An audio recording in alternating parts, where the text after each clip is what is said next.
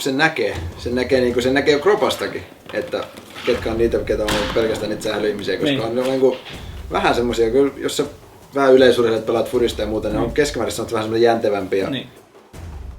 Ainahan kaikki uutuudet tulee niinku, mä pelaan itse kaikista jäykemmällä mahdollisella ja kaikki uutuudet tulee aina vähän löysempinä.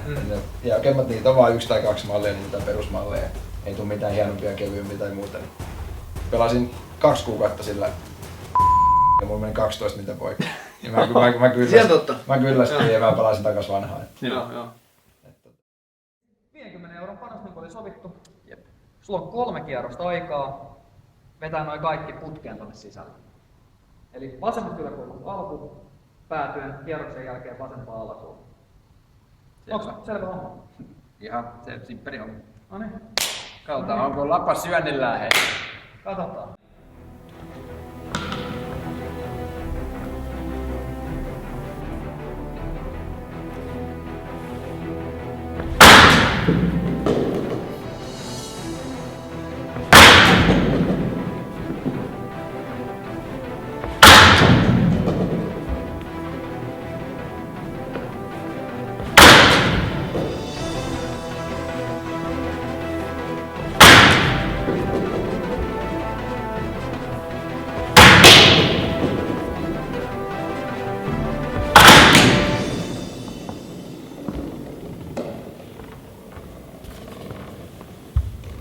No olihan se syönnillään.